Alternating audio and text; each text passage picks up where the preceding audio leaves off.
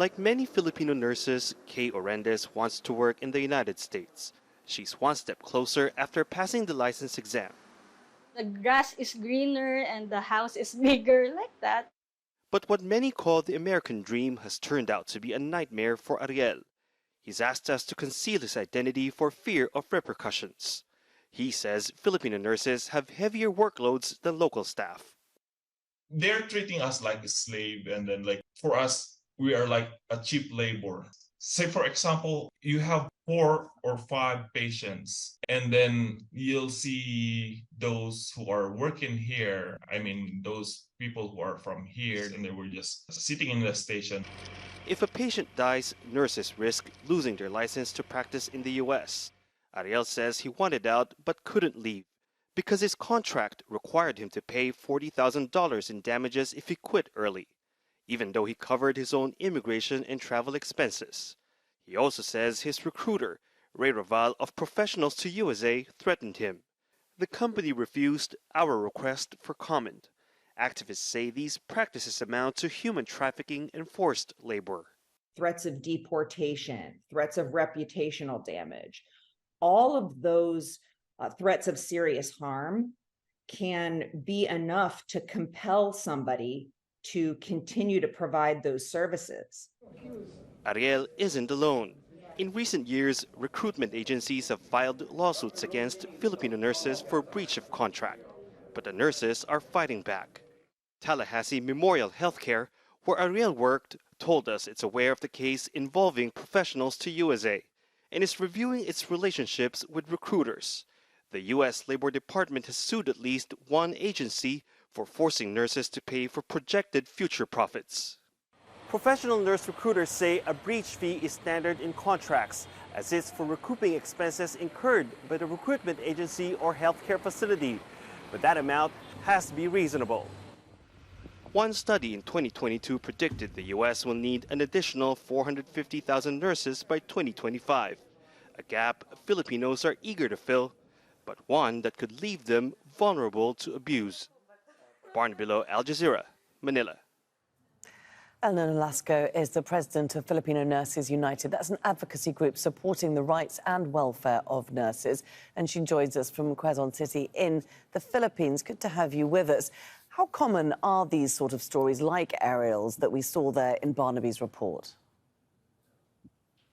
We don't dispute that reports of abuse and exploitation happen in other countries as well. The ones cited in the U.S. have been reported to us.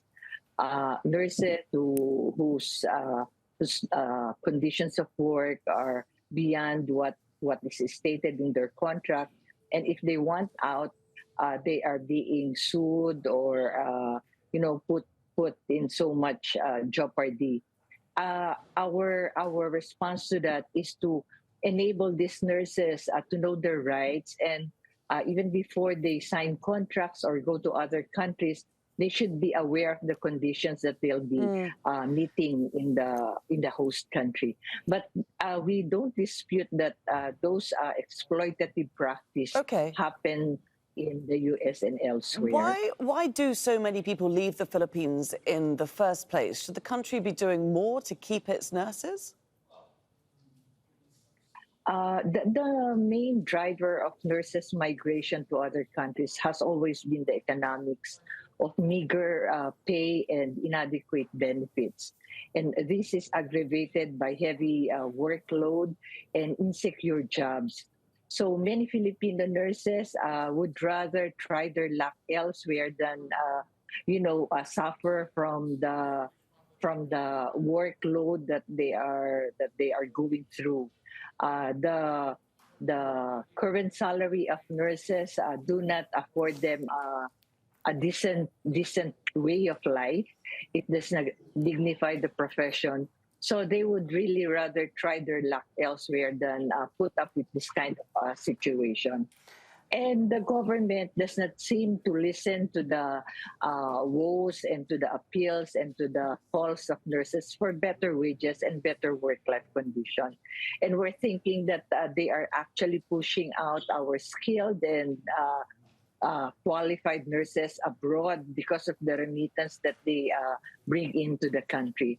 So, but we continue to fight for just wages for the Filipino nurses. But how can the Philippines better protect the nurses that it outsources to other parts of the world? We think the best way to keep or retain nurses in our country is to provide them enough incentive for them to choose to practice in the Philippines. And basic to that is decent wages. At the moment, really, nurses subsist on starvation wages, and the work conditions, they have too many patients beyond the standards and beyond their capacity to take care of. And also there are many contractual jobs. Instead of giving nurses regular items, they are given insecure jobs. And instead of hiring nurses, the registered nurses, what the government did was to get or employ non-licensed nurses instead. Okay, if I can just jump in there, because given the situation yeah. is so bad in the Philippines and the global demand for Filipinos is so high, what more can the Philippines do to protect its overseas workers? Essentially, it's all dependent on the applicant or the one desiring to work abroad. Although we have certain agencies that supposedly or mandated to provide protection for overseas workers, the main responsibility still lies with the applicant who wishes to work elsewhere or work in other countries. Okay, Eleanor Nolasco, thanks very much for taking the time to join us. Yeah. Thank you very much. Okay, thank you very much.